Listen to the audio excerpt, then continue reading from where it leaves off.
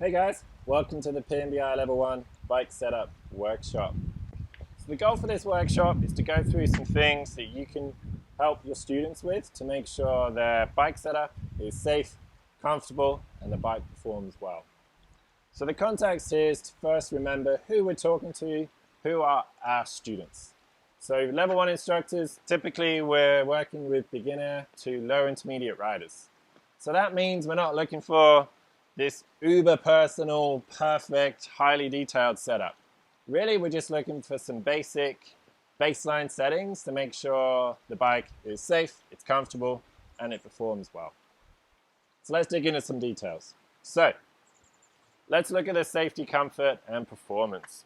Safety-wise, the context here for your bike setup workshop is you've already done a bike check like you would normally do at the start of every lesson. The key with this workshop is to assume you've done that bike check and now you're digging into the details a bit longer. So you might be taking half an hour or more out at the start of the lesson because the clients asked for it, or maybe they've turned up with a bike that needs it. And you're basically extending that bike check into a full bike setup workshop for your students. With that in mind, really make sure that as we do the bike check and then we turn into a bike setup workshop, we're really making sure the bike is safe. That's our number one priority for all riders, but particularly for beginner to low intermediate riders. Number two, we want the bike setup to be comfortable. Our students aren't World Cup racers, they're not pro riders, we're not looking for this highly detailed bike setup. We're just looking for a bike that mostly just feels comfortable and it's confident inspiring. So bear that in mind when you're talking about bike setup with your students. Probably the number one goal for most newer riders is comfort and confidence. Moving on from that, performance is obviously still important. So the way we break performance down is we try and highlight 3 or 4 key points. What does performance really mean? Well, for our students, they want the bike to feel stable. So it feels strong, it feels like it's predictable, and it's nice and calm on the trail. The bike feels stable, and that will inspire confidence in their riding. Balanced, we want the bike to feel fairly even front to rear. We want the suspension front to rear to behave a fairly similar way. The front end or the back end, they're not doing completely different things, and they don't feel completely different. The bike overall feels fairly balanced, and again, predictable when they're riding. Again there, that will inspire confidence. It will also make the bike feel more comfortable. The next one is grip. One of the primary goals for all riders, but particularly beginner to low intermediate riders, is we want good traction. So the suspension setup, the tire setup, the bike fit, all of these things will go towards the traction of the bike. And a bike with good grip handles off-road riding better, and the students, again, they're going to feel confident if they have traction. And finally, the fourth one for performance is efficiency. Obviously, we want the bike to react to the inputs from the rider. We want it to feel smooth, we want it to pedal efficiency, roll along the ground efficiently. So that's definitely a component of the bike setup as well. But to be honest, for beginners to low intermediates, efficiency isn't at the top of the spectrum. Safety, comfort, traction, these are probably a higher priority on the list. Cool. So now that we know who we're talking to, let's move on and dig into some specific parts of the bike setup. Okay guys, so before we get into some of the specifics, something to think about as an instructor when you're talking to your students is the language you use when you're helping them with bike setup. So how many times have you been in a bike shop or you've asked a friend about bike setup and you've had some kind of reply or answer along the lines of, it's personal, well, it depends. And that's not necessarily wrong, but for the person asking the question, it doesn't really help them as much as it could. So here's some tips for depersonalizing your language and making it more objective when you're talking to your students, so they have more useful information to take away and improve their bike setup. So tip number one is try and avoid those phrases like it depends, It's personal. You're probably going to end up saying them at some point, but just try and minimize that. And how we do that is we try and highlight baseline settings that work for your students, that work for most riders most of the time. And more often than not, particularly for beginner to intermediate riders, those baseline settings are actually better than what they have. A good example is tire pressure. Sometimes we'll get students with sort of 35, 40 PSI. We'll just bring them down to a 25 PSI baseline setting, and then we highlight pros and cons. If you want the bike to be a little softer, lower the pressure, a bit more grip, the cons of that are the bike doesn't roll as fast. And then if you want the tire pressure a little harder, those pros and cons are flipped. So baseline settings and pros and cons is a much more objective way to talk about bike setup with your students. And then the last thing in terms of depersonalizing it, we're trying to avoid phrases like I think, or you should do this, or this is how my bike is set up. Again, it's not about your bike and your opinion. It's about factual information that has pros and cons attached to it, so that we're giving them objective advice and not your version of bike setup. Sweet. So now that we've got a few tips to improve our language and to make our language more objective for our students, we can dig into some specific parts of the bike. Okay guys, so let's look at tire pressure. So the baseline setting is a setting that's going to work for most riders most of the time. It's just a place to start with their bike setup. So a good baseline setting for tire pressure is around 20 to 26 PSI. Obviously for heavier riders, they're going to be towards the top end of that spectrum, and for lighter or slower riders, they're going to be towards the bottom end of that spectrum. But that's a good baseline setting that's going to work for most people most of the time. A couple of tips I like to do is I like to get the student to lean on the front tire, and if their body weight deforms the tire and starts to get the side knobs on the ground, it's a good indicator that the tire pressure is good for their body weight. Again, we're just looking for what are some tools that we can give our students to make sure the bike setup's safe and comfortable. So pros and cons. If we have higher tire pressures, the pros are the bike rolls quicker, it's more efficient, maybe more resistant to punctures or rim damage. The cons are perhaps less traction, slightly rougher or harsher ride, not as comfortable. Potentially also with higher pressure, one of the cons are less traction, right? And if we think of one of the goals of beginner to intermediate riders, one of the priorities is the bike has good grip, so it's stable.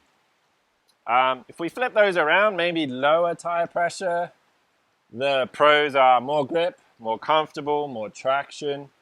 The cons are it might roll a bit slower, a bit less efficient, potentially more risk of punctures or rim damage. So we have to weigh up the pros and cons, and that's how we educate our riders, our students about tire pressure, and now they can go away and make some good decisions about setting up their own tire pressure. They have a baseline setting, they have pros and cons, and they're ready to go. All right, so the second thing that we want to talk about when talking to our students about bike setup is our brake lever positioning. And there's three components to brake lever positioning, and that's the angle, as well as the lever reach, so how far away the lever is from the handlebar, and also the lateral positioning of the lever, so how close or how far it is from the under of the handlebar.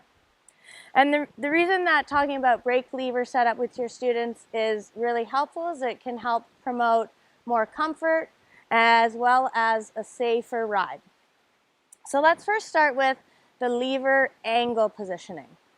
Now traditionally, we used to think about the lever positioning to be kind of in line with the wrist and arm when you're in that neutral position. But we've kind of changed that over the years, and now we want to help our students promote a stronger base and platform on the handlebars. So we want our students to have the lever angle a little bit higher so that they can support the palm of their hand on the handlebar and still comfortably reach the lever without having to reach too far down or too far up to the lever. And that's going to allow a nice stable position and an easy reach to the lever, which will help with fatigue, but also help the rider feel more comfortable and safer. So the next thing on the list with our lever positioning for our brake levers is the reach. And so when we talk to our students about the reach for the lever, the whole idea is to promote comfort and safety.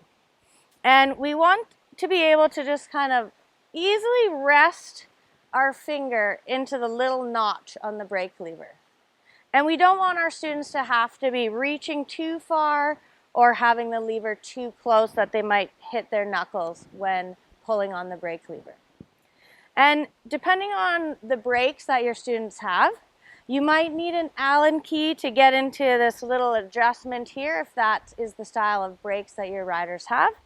But a lot of brakes these days have this adjustment knob here, and you can just turn it one way or the other, and that'll bring the reach either in or out. And again, the idea with this is to help your students be able to find comfort and be able to reach that lever really easily. A lot of times what you find with newer riders is their lever might be quite far out, and so they're constantly struggling to reach and straining to reach that lever. And this is a really easy adjustment to help your students with, so that it's going to alleviate some things like arm pump or hand fatigue when they're on the trail. So again, that's the adjustment for the lever reach. All right, so the last thing we're going to talk about with regards to brake lever positioning is the lateral position on our handlebars. So this is actually a really great one because a few small adjustments to where the lever is positioned laterally on the handlebars can really help your students find a more stable position when on the bike, and it can actually help promote that nice wide elbow positioning for when we're descending. So one of the common things that we'll see with a newer rider with brake lever setup in terms of the lateral position is riders will kind of stand over their bike and they'll have their arms straight and they'll kind of think, oh, my lever's way too far away from my hand. And what we want them to do when we're helping them set up their lever position, you'll want to have your students kind of get up into their neutral position. And rather than having that straight on hand position on the handlebars, you'll have them get into that nice neutral stance, and you'll actually have about a 45-degree angle of your hand position on the bars. And what you'll notice is that'll naturally allow the elbows to come out nice and comfortably, and that may require you to adjust the lever position of your student's bike to bring it in so that their finger is still kind of resting nicely on that lever right in the notch. That's like your power position on the lever. So again, we want to avoid testing the lever position with our students from just standing over the bike. Rather, we want them to be up in their neutral position or ready position so that we can see that 45-degree angle with their hand position, and then adjust the lateral position of the lever from there. And this will really help your students find great stability on the bike. They'll reach the lever nice and easily. It'll help with fatigue. Again, it'll help them feel more comfortable, and it'll help them feel safer when riding. So again, those three things that we're talking about when we go over brake lever positioning with our students are the angle, the reach, and also the lateral position on the handlebars. All right, guys, so the next thing to look at for bike setup with our students is the stem height or handlebar height. Typically with newer riders, particularly if they've just got a new bike from a bike shop, often we'll see the stem with a lot of spaces underneath the stem. And that's a little bit of a red flag, so that's something we want to check out. So what is a good baseline setting to start with stem height for our students? So the way we establish that is we think of pros and cons.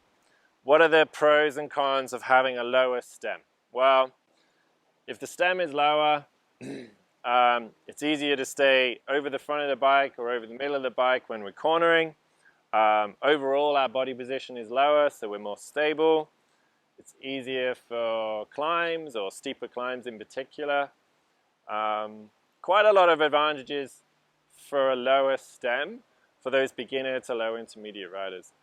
In terms of cons, a lower stem might be a little more strain on the lower back because they're in a more aggressive lower pedaling position, so it might not be as comfortable. Potentially it could pull the rider too far forward and they might lose traction on the rear wheel through some loose corners, but that's less likely. So quite a lot of pros to a lower stem, not a lot of cons. So a really simple and easy way to figure out a good stem height for newer riders is just to have them lower the stem until it's uncomfortable and then raise it up again, just a little bit. And that's not perfect, but again, we're just trying to find a sort of a baseline setting to start with, and then they can always experiment from there further down the road. But at least now we've talked to our student about here's somewhere to start, here's some pros and cons if we raise it or lower it, and then they've got that objective advice to take away and work on their stem height. Yeah. Okay, as well as stem height, we also have stem length. And this is quite similar in terms of the goals. If we have a longer stem length, again, that tends to put our weight further forward, which is going to help us for climbing position. It's going to help save us energy on long technical climbs. Again, the compromise though is going to be we're going to be a lot further forward on those steep descents, so it's going to feel like we're going to have to move our weight a bit further back, so that could require more effort. General rule, more cross-country setups tend to have longer, lower stems, and for downhill enduro, they tend to be shorter with a higher spacing underneath to allow you to take a little bit of weight off your hands when those long descents. All right, so the next thing with our baseline settings for bike setup is we want to talk about the seat. And there's 3 components that you'll want to go over with your students when talking about the seat. We have the pitch, so the lean up and down, so the angle of the saddle, as well as the seat height, and then the fore-aft position of the saddle within the rails. So let's just start with the pitch or the angle of the saddle. So this can be easily adjusted for your students on the fly. A lower nose is going to be a little better for steeper climbs, and it's going to help your students avoid sliding back on the saddle when doing those steeper climbs. Another really great thing to think about when thinking about the seat angle is that slightly lower nose. It also helps with a nice hip hinge in the saddle when climbing, so it can often help for people that have low back issues, avoiding kind of tucking the pelvis too much. So a higher nose might be better for descending, and it's finding somewhere in that middle where you're going to balance the angle based on the majority of the terrain you'll be climbing. Okay, and so the next thing we're going to talk about is the seat height. So this is really important for your students because it can really help with comfort when pedaling for long rides and just overall safety. Some of the things to think about with newer riders is they may favor a slightly lower climbing saddle height so that they can more easily step on and off the bike when they need to. So a couple of things to think about with your students and some good reference points as a baseline for setup. So I'll just come on my bike. So a really good reference point for setting that climbing seat height is putting the pedal or crank arm down to 6 o'clock and having the heel on the pedal. And at 6 o'clock with the heel on the pedal, what you want to make sure you see with your students is a slight knee bend. So we don't want to see locked out knees. So a little bit of a knee bend, and that's traditionally a good baseline setting for the saddle. And that'll help your students avoid the hips rocking when they're climbing, which can lead to low back pain when you're climbing. So again, with newer riders, and especially kids, You may want to think about adjusting that seat height to a bit lower so that it's easier for riders to just lean the bike over and step off without having to kind of figure out or have the skill sets yet to be able to shift forward and then lean over. So it does depend on where the rider is at for their skill level and comfort, and it's easy enough to adjust that seat height for any one of those, for any level. So again, with the seat height, 6 o'clock, good way to adjust it, heel on the pedal, nice little bit of knee bend. The next thing to think about with seats is the distance, fore and aft. So generally pros and cons. If the seat is a little further forward, it might help with climbing. It will make the reach when you're sitting down a little shorter, which could be more comfortable. Cons are it might make the cockpit area feel a bit cramped. So you just have to find the position that feels a good balance of I can keep my position centered and over the front for climbing, but I don't feel too cramped. So a nice place to start as a baseline setting with fore and aft is simply have the rails in the middle. There's often a little mark or notch on the rails. Just start it in the middle, and then the student can decide to adjust from there. The third thing, so we've done height for the students, we've done the position fore and aft. The third thing is the pitch. So good baseline setting to start with most students most of the time is just to have the seat fairly flat. The nose isn't pitched down, the back isn't pitched down. For me, I have the nose a little bit down just because I pedal a lot of steep climbs here in Whistler, and it helps keep my hips from sliding back as I'm climbing up those trails. But those are some good baseline settings. So a slight bend in the knee for the height. Put it in the middle of the rails for fore and aft, and then start with a flat seat, and then your student can progress their setup from there down the road. So what we're now going to focus on is talking about our suspension setup. Quite an important part of our bike setup, something you're probably going to deal with quite a lot when it comes to working with students. So we're going to talk a little bit about the different things that we want to think about. First thing is understanding what suspension is and understanding what we can potentially adjust. It's definitely one of those topics that we can easily go down a rabbit hole and take up a lot of time in the lesson if we focus too much on it. But the key there is to try and simplify things, to be able to explain things in a nice simple way to allow our students to be able to pick a setup that's going to work for them. So the first thing is understanding that we have the spring and then we have the damping. So let's talk about the spring first. So this bike here, it's got air suspension front and rear, so it's quite easy to adjust things. And when it comes to the spring rate, we first want to think about adjusting the sag to be appropriate for the rider's weight and the type of riding they're going to be doing.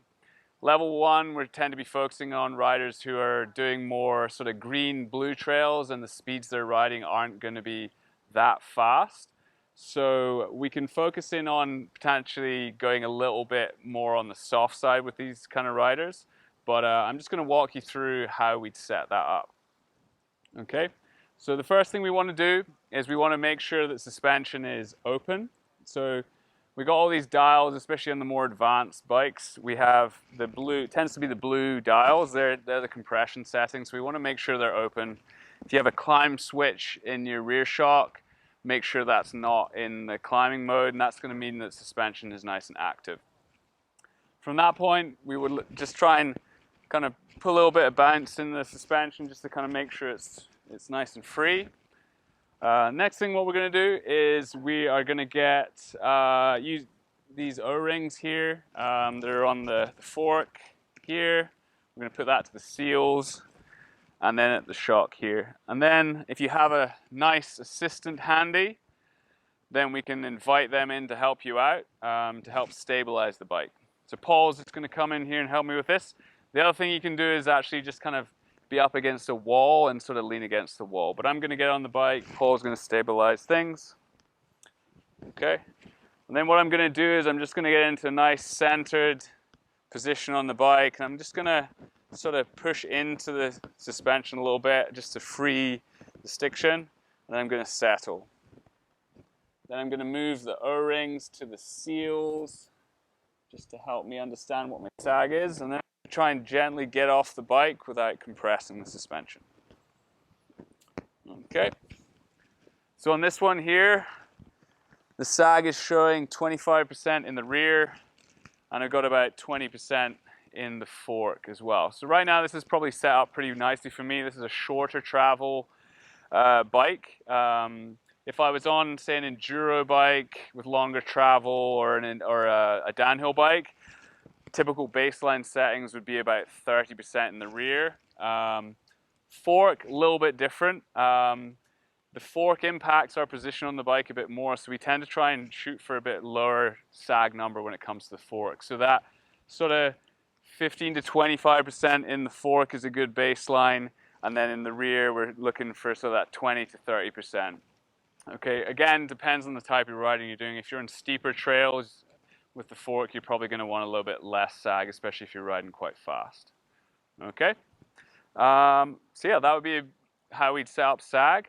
Next, what we're going to do is we're going to move on to the damping side of things. Okay, once we set that up, the spring rate is appropriate for the rider for their weight. Another thing to consider though is right now I didn't put a pack on. If you do ride with a pack a lot, then you're going to want to try and put that gear on before you set the sag. I prefer to ride quite a lot without my pack when I'm not working, but for my coaching setup, I might change my my spring rate accordingly. Okay, but yeah, when it comes to damping can be a very confusing topic for a lot of people. But a really nice way of simplifying things is changing that word damping to control. So once we set the sag, essentially we have a spring that's moving freely, and depending on how much spring rate there is in the fork or the shock, that will determine how fast the bike will return. Typically, very light riders don't have have a heavy spring rate, and therefore, when you push into the suspension, it's not going to come back that fast, relatively speaking. But if you have someone who's a lot heavier, that spring is more powerful. So we're probably going to need to control that more. The way we do that is at the bottom of the fork here, we have a red dial. And a good way of going things, other than potentially going on the factory recommended settings, is to actually explore what the clickers do. So what I'm going to do now is I'm going to go all the way to what we call open, which is negative, or the hair on RockShox setups. And then essentially this is having minimal control over the spring rate. The spring rate is free and there's no real control there. And as a result, the suspension is returning really quite fast. Okay, in this case, it's probably a little bit too fast for me. So the goal with the suspension setup in terms of damping is to try and control the spring rate so that it returns quickly enough that it's nice and active, but doesn't push you back too much. Okay, so got a good feel for that. Now what I'm going to do is I'm going to bracket and go the opposite end of the scale all the way to plus.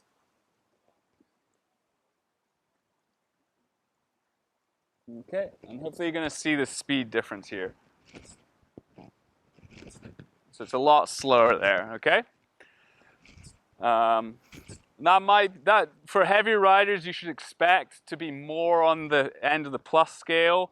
Lighter riders, more on the negative end of the scale. If you're more of an average weight, expect to probably be in the middle. Key thing to realize when it comes to these suspension products is they're designed for a wide range of customer, and usually only about 4 clicks are going to be the sweet spot for each of us. So that actually doesn't feel too bad there for the amount of spring rate in here. I might want to quicken it up a little bit, so maybe do 2 or 3 clicks to the negative there. And that feels pretty good. So that's actually 3 clicks from fully closed, and that works pretty good for me, I think. So next thing I do is just go for a ride and just see how that feels. And really what we're looking for is a bike that feels predictable, doesn't feel like it's just a pogo stick, and the tires are kind of planted to the ground when we want them. Okay, so that would be rebound. The other aspect when it comes to damping would be the compression settings. Essentially, compression settings are a way of assisting the spring rate to offer a stiffer feel if and when we require it. For the level 1, we suggest that you put these settings to the open setting. Compression damping tends to be more of a performance component to the suspension, especially once you start riding faster or are looking for more support in certain types of hits. So rather than confuse things, especially when a rider is learning on green and blue trails, we should just putting the setup to open. Okay, we cover more in depth the compression damping for level 2.